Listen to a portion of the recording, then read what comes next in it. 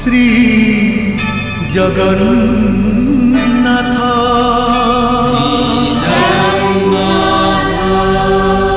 श्री जगन्नाथ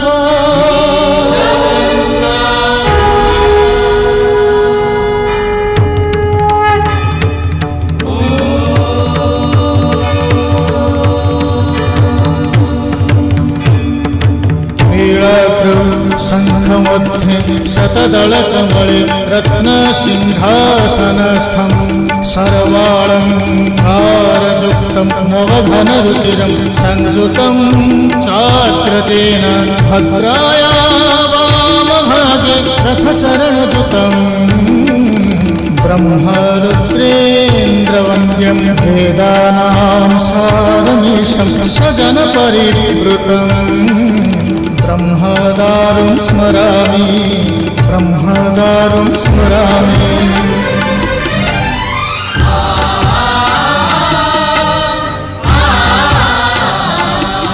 तुमे अनंत क्षय हे जगन्नाथ तुमे अव्यक्त अक्षर हे जगन्नाथ निज इच्छारु सृजिल हे जगत आदि नाही जे तुमार नाही अंत तुमे पवित्र ओंकार चिर सत्य नील सिंधु तीरे नीलाचल तहि विराजित बड़ देउल दारु ब्रह्म रूपे हे विश्व पालन उड़ा पताका पतित पावन सत्य धर्म न्याय परिसंस्थापित भक्तर तुमे होइछ हे नाथ श्री जगन्नाथ श्री जगन्नाथ जगन्नाथ श्री जगन्नाथ श्री जगन्नाथ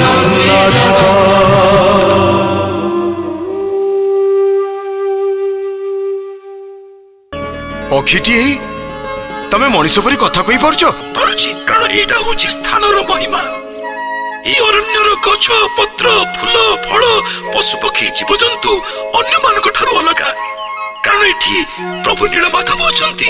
नीलमाधव किए से नीलमाधव सुकुमारी भी सेई कथा कहतिला एका सुकुमारी नुहे पद्मावती ए राज्यर समस्त प्रजाकुल आज ठारू केवल तांकरी जयगान करिवे मु किंतु भल पिला नहले आज जाए तते अनै बसथांती केबडू तते छुई कि घर को बाहाई नहीं सरंतिणी ए कथा पर तो बापा कहूतिला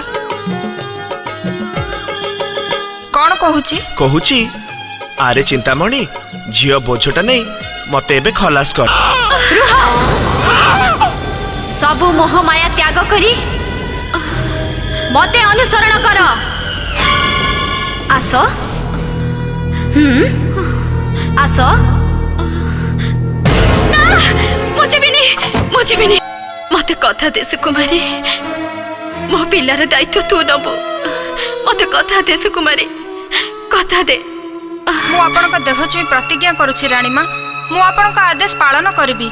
राजा विश्ववसु तमे राजा हेले भी जाति रे जणे सबर मंत्र जंत्र जणा नाही पूजा पद्धति जणा नाही कर्मकांड जणा नाही नीलमाधव को प्रकार देवता से कथा भी जणा नाही अथच तुमको पूजा करिवार निर्देश मिलगला पुणी नीलमाधव ठारू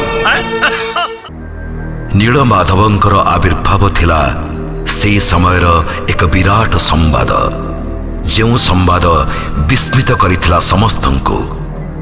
ମନ୍ତ୍ର, ଜପ, କର୍ମକାଣ୍ଡ ଓ ପୂଜା ପଦ୍ଧତିରେ ପୂଜିତ ନ ହୋଇ ସେ ଜଣେ ଶବର ଦ୍ୱାରା ଆରାଧିତ ହେବେ। ଏ କଥା କେମିତି ବିଶ୍ୱାସ କରିବେ ବୈଦିକ ବ୍ରାହ୍ମଣମାନେ, ଯାହାଙ୍କୁ ଦେବତାମାନେ ପ୍ରତ୍ୟହ ଦର୍ଶନ କରନ୍ତି, ବେଦ ମନ୍ତ୍ରରେ ଆରାଧନା କରନ୍ତି? ତାଙ୍କର ପୂଜା କ'ଣ ଜାଣେ ବିଶ୍ୱାବସୁ? ମାତ୍ର ସେ ପଣ୍ଡିତମାନେ ଜାଣନ୍ତି ନାହିଁ ଯେ ଏଥର ପ୍ରଭୁ ବାନ୍ଧି ହୋଇ ପଡ଼ିଛନ୍ତି ଭାବରେ, ପ୍ରେମରେ ଓ ଭକ୍ତ ହୃଦୟର ବିଶୁଦ୍ଧ ଭକ୍ତିରେ। ସେଇଥିପାଇଁ ତ ବିଶ୍ୱାବସୁ ତାଙ୍କୁ ପୂଜା କରିବାର ଅଧିକାର ପାଇପାରିଲେ।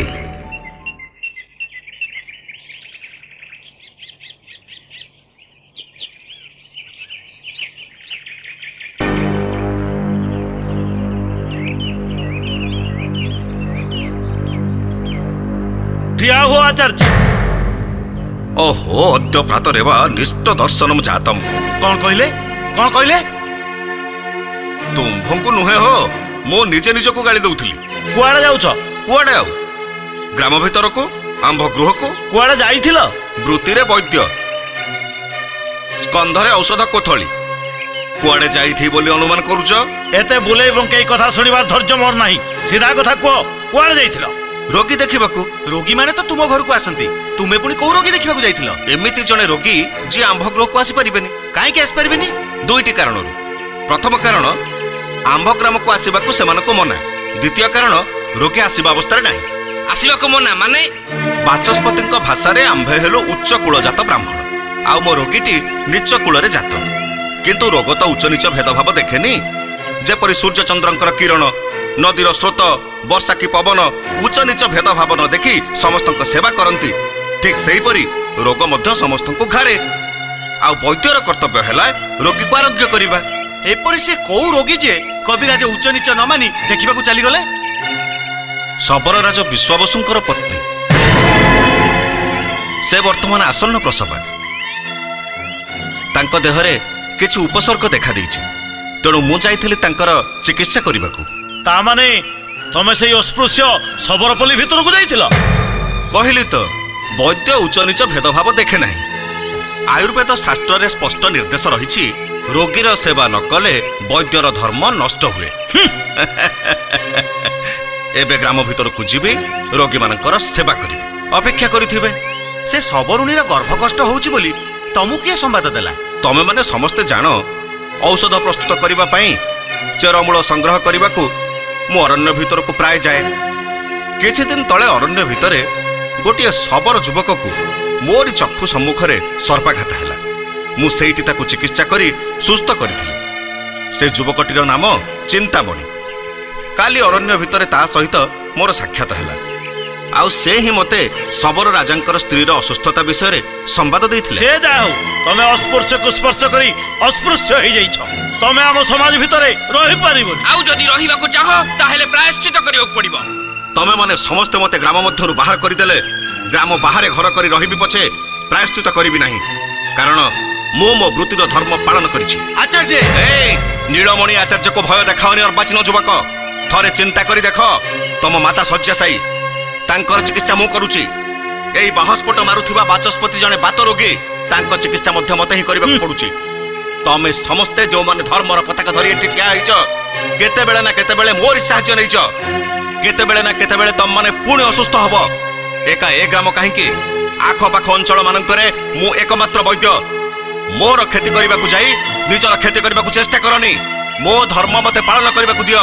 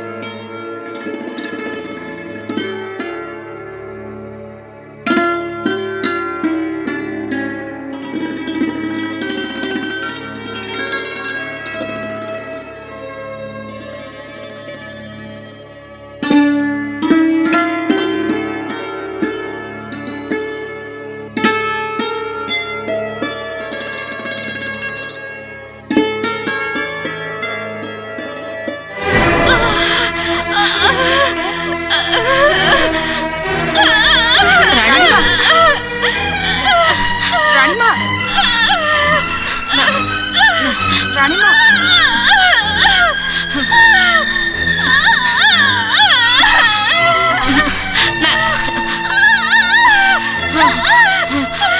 रानीमा औषधटा पीदेले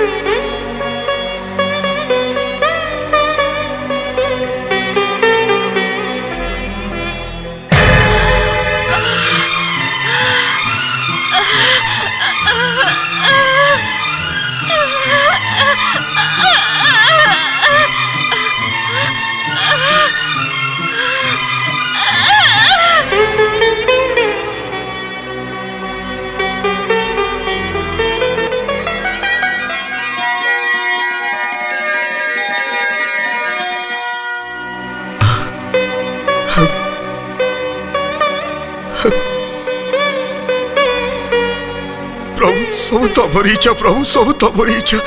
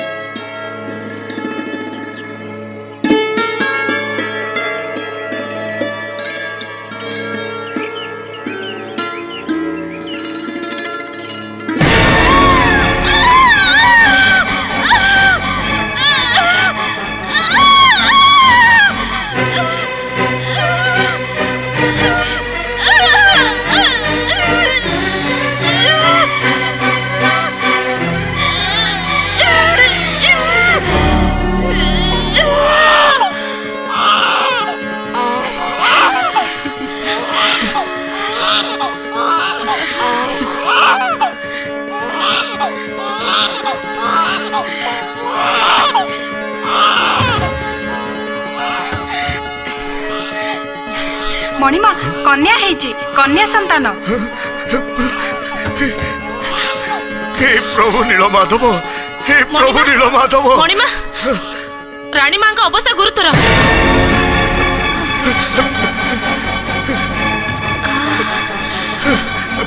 पद्मावती, पद्मावती आपण आसिले महाराज। मु तो आपण को अपेक्षा करिथिली। को पद्मावती मोर मोर किछि कहबार लाई महाराज। पद्मावती जीवार समय पाखे आसिलाणी। नहीं सेमिति कहो नहीं पद्मावती, दुए मिसी जीवन परिक्रमा आरंभ करथिले, हेले आजी तबे मते एकुटिया करी चली जीवो। जीवा को तो महाराज भाग्य रे जदी से याले कहता है ताको की अटके पारिबो। पद्मावती मोर किछि कहबार नाही। पद्मावती मो जीवन को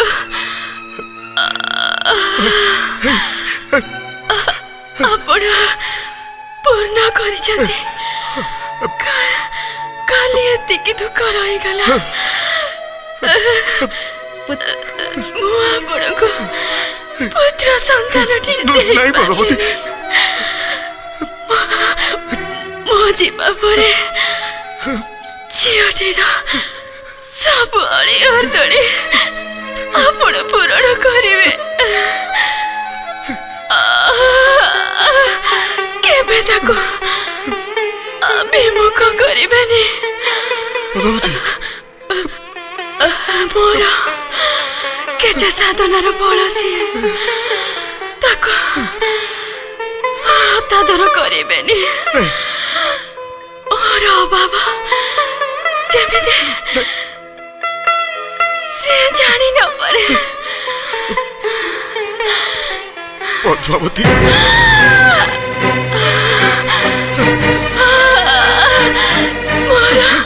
नहीं पद्मावती जाऊची राजा मोर समय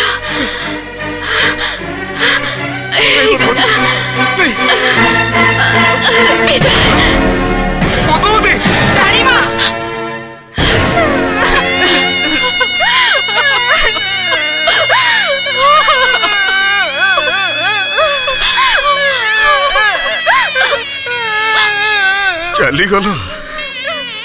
चलीगल पद्मावती संसार गुरु दायित्व कन्याटीर बोझ लदी दे तमें चलीगल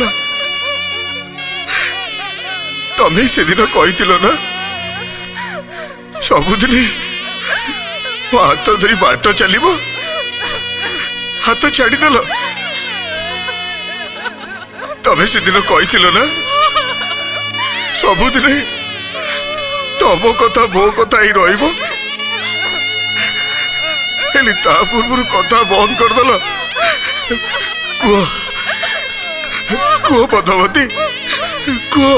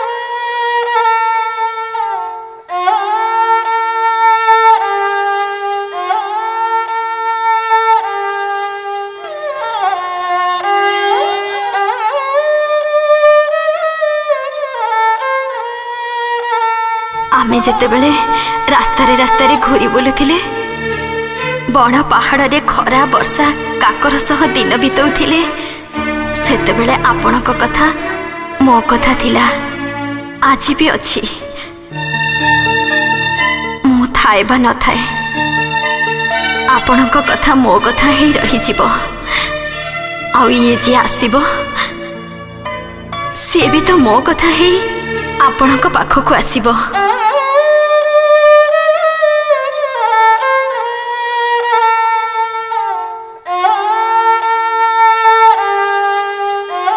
ତିନି ଦିନ ହବ କି କଷ୍ଟରେ ଯେ ଦିନ ଗୁଡାକ ବିତିଛି ସେ କଥା କେବଳ ମୁଁ ହିଁ ଜାଣେ। ଅଥଚ ଆପଣ ଏ ଫୁଲମାଳ। ନା ନା, ଇଏ ସାମାନ୍ୟ ଫୁଲମାଳ ନୁହେଁ, ପ୍ରଭୁ ନୀଳମାଧବଙ୍କ ଗଳାର ମାଳ, ଆଜ୍ଞା ମାଳ। ନୀଳମାଧବ? କିଏ ସେ ନୀଳମାଧବ? ଆମର ଇଷ୍ଟ ଦେବତା। ତାଙ୍କର ଏ ଆଜ୍ଞା ମାଳକୁ ତମେ ପ୍ରଣାମ କର। ଦେଖିବ ମୁହୂର୍ତ୍ତକ ଭିତରେ ତମ ମନ ଭିତରେ ଥିବା ସବୁ ଗ୍ଲାନି, ସବୁ ଅବସାଦ ଧୋଇ ପୋଛି ପରିଷ୍କାର ହେଇଯିବ। କି ଅନୁଭୂତି! ମୋ ଦେହ ସାରା ରୋମାଞ୍ଚିତ ହେଇ ଉଠୁଛି। କାହାନ୍ତି ନୀଳମାଧବ? ମତେ ଟିକେ ତାଙ୍କୁ ଦେଖେଇ ଦିଅ।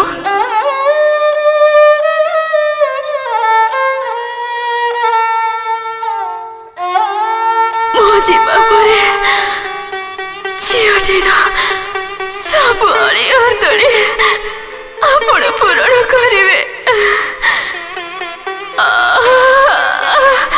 କେବେ ତାକୁ ବିମୁଖ କରିବେନି। ମୋର କେତେ ସାଧନାର ଫଳ ସିଏ, ତାକୁ ହତାଦର କରିବେନି।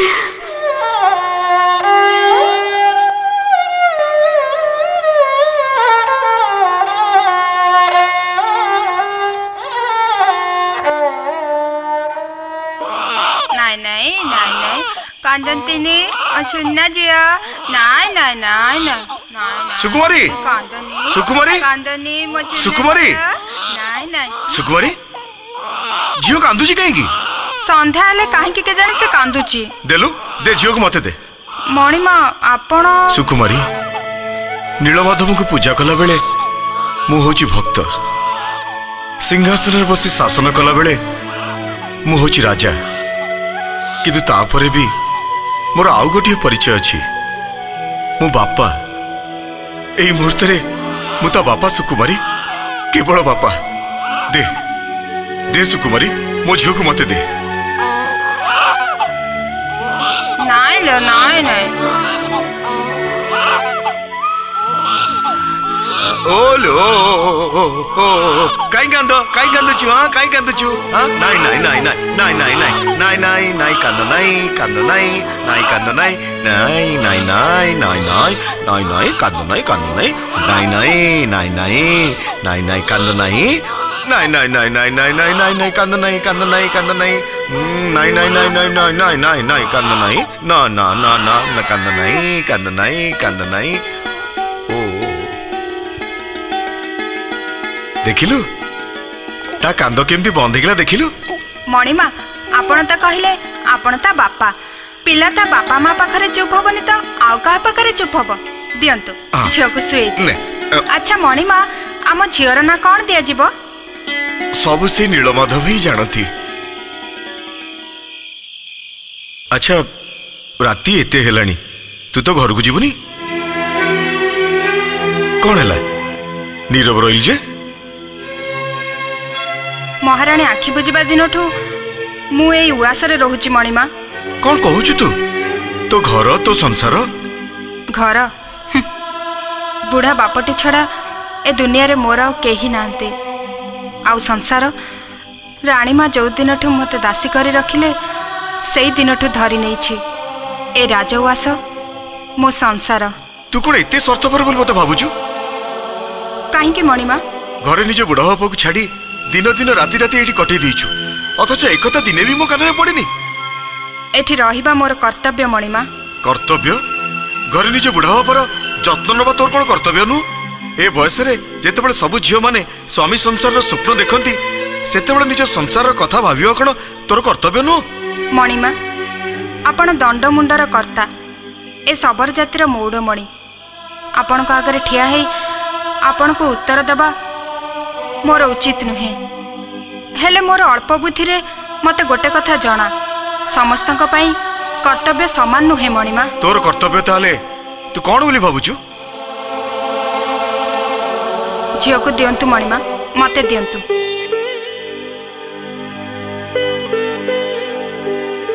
सुकुमारी मो कथार उत्तर पाइलिनी तोर कर्तव्य कौन? कर्तव्य सबु बेले समान न थाए मणिमा। जेतेबेले जहा दरकार सेया करबा ही कर्तव्य। तापरे मोर एबे गोटिए बोली कर्तव्य ए झीवर लालन पालन करबा।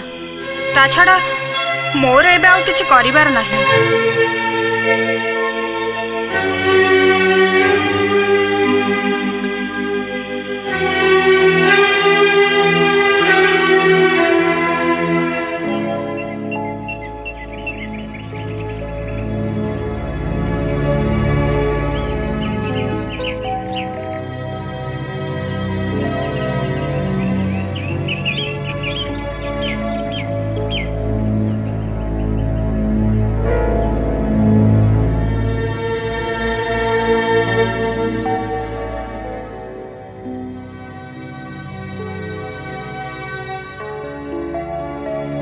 प्रभु प्रभु नीलमाधव बोधवीय शशाघरा धरारे मुझे एकमात्र अकिंचन जे प्रभु मोर बाणी शुणा पाऊँ। अकिंचन नुह विश्वावसु, यह विधि निर्दिष्ट एवं पूर्व निर्धारित। प्रभु आपण आशीर्वाद मोर कन्या संतानटी है। तुम्हें कौन भावुच ए संवाद देवा पूर्वर मु जानी नथिली तमर कन्या संतानटी हेबो बोली। प्रभु आपण तो सर्वज्ञ सर्वव्यापी, किंतु प्रभु संतानटी जन्म होगा मात्रे ता मार मृत्यु हैला। वर्तमान तार लालन पालन करबा मो पक्षे समस्या ही पड़छि। प्रभु दुख कर नाही विश्वावसु, जहा विधि निर्दिष्ट ताकू केही अन्यथा करि परिबे नाही। कन्याटीर नामकरण कर ललिता। ललिता? हाँ ललिता। देखिब विश्वावसु, ता द्वारा एक विशेष कार्य साधित हेब। से हेब आर्य अनार्य भितर सेतु। मनीष समाज भितर थिबा आर्य अनार्य भेदभाव को ता द्वारा ही दूर करा जाई परिबो। प्रभु आपण को इच्छा ही पूर्ण हो।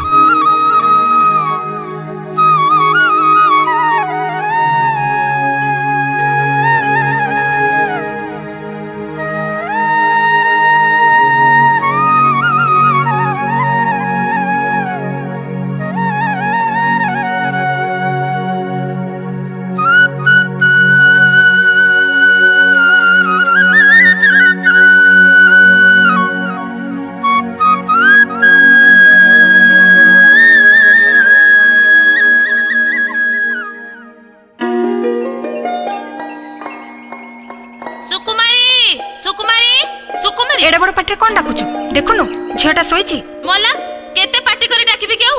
एका तू छुआ स्वागी ना आउ केइबा कथरे कहंतनी अबरे सबरे बेले ना स्नेह बही गला पत्तर तळे। कौन कहलु? देखै हो ना मो राजा घर रजिया राजा जमा हबो। राजा पुआ बाहाई रानी बनिबो। तू जो पइली को सेई पइली ही रहिबो। देख मालती केते बेले को कथा हबो से कथा भाबी माँ छुंड छुआटा को तो मु हतादर करि परिबिनी। तू तो निजे से दिन थिलु। रानी माँ कौन कहितिले तू कौन भूली गलु? हाँ बा माने अछि। एमिति केते कथा केते कुहंती से कथा धरिले चलिबनी। तू टोकीटा आगो को तोर दिन सब पड़ीची। तोर तो पुणी इच्छा अनिच्छा अछि ना ना मालती मोर इच्छा अनिच्छा बोली किछि नाही। मोर एबे गोटिए बोली चिंता ए झियोटा केमिति बड़ा हबो। मार अभाव जेमिति ता मनरे रहिबनी। हइलो तो मन भीतर कथा केबे भाबिचु? चिंतामणि कथा भाबिचु? ता कथा से बुझिबो। की कथा कहूचु सुकुमारी? पिला दिनरु तमे दी जण सांग समस्त जानती तू ताको बाहाबु। अथच तू देख मालती केते बेले कौन हेतिला बोली ताको गंठी करी बसिले चलिबनी। भूली जाना तो माँ आउ ता माँ दी जण सत्य करिथिले। रानी माँ को सत्य रखे लगी तू तो मार सत्य को भांगी दबु। काहरी सत्य मु भांगिबिनी मालती। प्रभु नीलमाधव जानती चिंतामणि छड़ा मो जीवन रे अन्य पुरुषर कथा चिंता ही करिनी। से टोकाटा तो बाट को चाही बसिची। आज मो हाथ रे खबर पठेइथिला से नईकूल तोटारे तो साथे देखा करबा पई। हेले तू मते अडुआरे पकई दिलु सुकुमारी। सूता आनी थिली माळ गुंथिबा को मोहरी नागर पई। खिय खिय करी सूता मु काढिली। अडुआ फिटिला नाही। फिटिबने भेटबनी लो मालती जेते दिन जाए मो झील बड़ न होईची चिंतामणि को कहीदेबू ए सबरो राज्य रे मु एका झील नुहे आहरे बहुत झील अछंती मोठू सुंदर गुणर ताकू जदि तर न सहुची से आउ काहकु छुई घर को आण सुकुमारी आशा छाड़ी दो। कौन कहलु आशा छाड़ी देबी नहले आउ कोनटा करिबु जे आठुए पानी को गली मु बापा हे पदुआ गुची गुची गला एमिति पदुआ गुची गुची जाउथिबा तू अनै के बसिथि तू ता संगरे मते टिके देखा कर दे परिबु। अरे दिन राति 8 प्रहर छुआटा पाखरे नेसी हे रहउची बेला मिलिले तो आसीबो।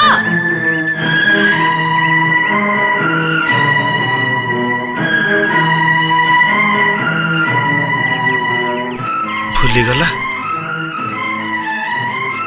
पिला दिनर सबु कथा भूली गला। अरे चिंतामणि सकाळर कथा दीपहर को न थाए पिला बेला कथा किए मन रखुची बा।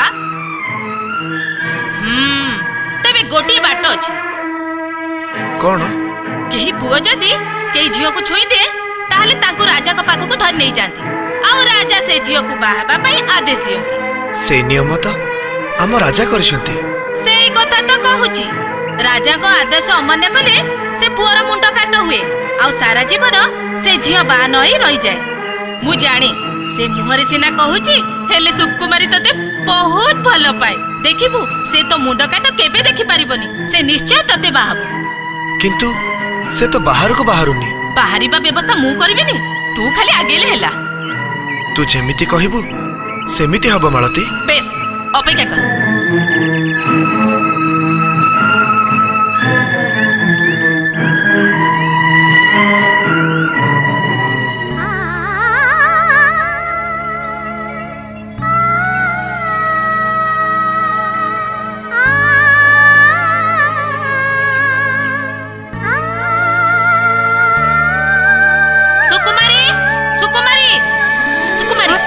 कौन हैला सुनिलुनी तो बाप दे बहुत खराब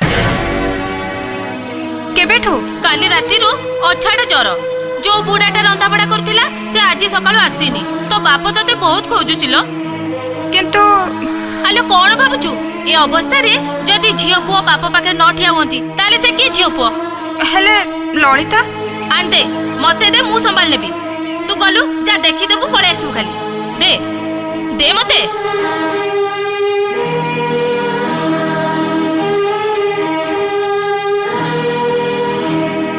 जा तू गलु सळ जा आलो जा तो बाप तते खोजुची जाऊ न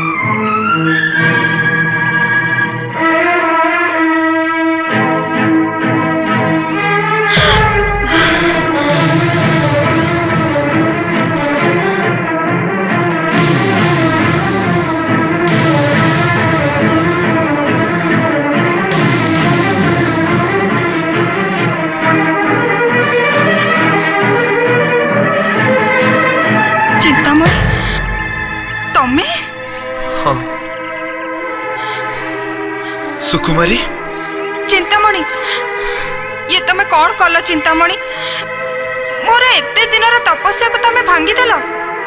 तपस्या कहार तपस्या तो करथुली सुकुमारी मु तुमको कहि परिबिनी चिंतामणि बुझे भी परिबिनी राजउवासरे काम कला दिनठु तो सहित मोर देखा होउनी मालती पाखरु सुनली तू कड़े बाहा हबा पय इच्छा करूनु तेणु मालती सहित परामर्श करी तते बाहर को नहीं आसबार मु व्यवस्था कली। तमने मो बापा तार किछि हैनी से सुस्थ अछि। हाँ मु असुस्थ हो जाइथिली किंतु तो हाथ धरला परे मु भी सुस्थ हो गली आम राज्यर नियम अनुसार तू आज मोर सत्य न्याय तू कौन से छलना कर ओह चिंतामणि तमे कौन कल चिंतामणि कौन कल ताहले तमे स्वीकार करछ जे तमे सुकुमार अंग स्पर्श करछ। हाँ महाराज तमे दी जण ए राज्यर प्रचलित नियम जानो। हाँ महाराज तमे कन्या को विवाह न कले ए कन्या चिरदिन पई अविवाहित रही जीवो। मु जाने महाराज सुकुमारी को विवाह करिया पई मु प्रस्तुत अछि। हाँ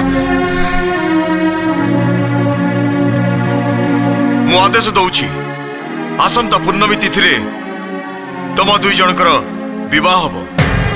महाराज ए आदेश अवमानना ही पारिबो नहीं। ये राजार आदेश। ये आदेश नुहे मणिमा अभिशाप। काहे सुकुमारी मु चिंतामणि विषय रे सबु संपद संग्रह कर सारिछि। से जड़े उत्साही और कर्मठ युवक ता छड़ा एक कथा भी मु जाने पिला दिने तबे दी जण बंधु थिल आ उभय उभयଙ୍କୁ विवाह करिया पई प्रतिश्रुतिबद्ध थिल। मणिमा वर्तमान अवस्था रे विवाह अवस्था मनीष तैयारी करिनि सुकुमारी तेणु तको मानि नबा होची विवेकी मानकर काम। एई किछि दिन हला मु तो कथा चिंता करिछि गोटे शिशुर लालन पालन पई आउ गोटे जीवन को ध्वंस करि परिबि नै। ता छड़ा ए राज्यर नियम मु तैयारी करछि तेणु ताकू मो निज हाथ में भांगी पारिबि नै। पूर्णमी तिथि रे चिंतामणि सहित विवाह पई निजको प्रस्तुत कर सुकुमारी।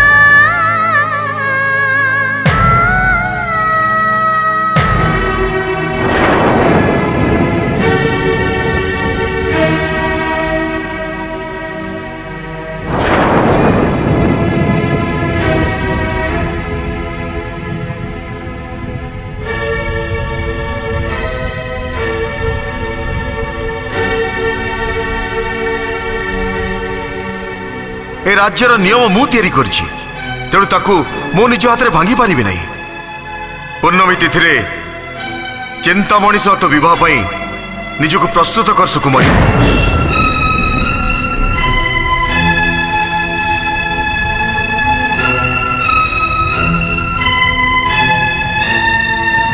मते कथा दे सुकुमारी मो पिलार दायित्व तू नबो। मते कथा दे सुकुमारी कथा दे। मु आपनका देह छुई प्रतिज्ञा करुछि रानीमा मु आपनका आदेश पालन करबी।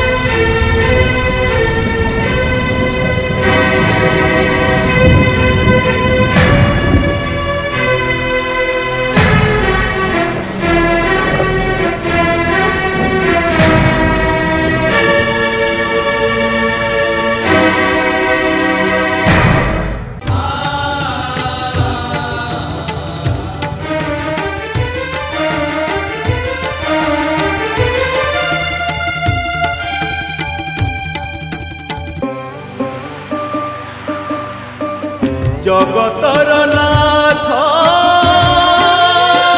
जगन्नाथ बिंदु ठारु सिंधु तुमे सर्वव्याप्त आपण इच्छारे अधा गढ़ा होई बसी अछाहे नीलाद्रि गोसाई भावरे प्रकट अभावे गुपत तुमे ही आरंभ तुमे ही समाप्त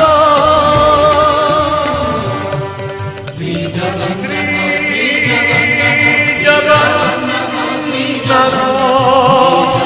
श्री जगन्नाथ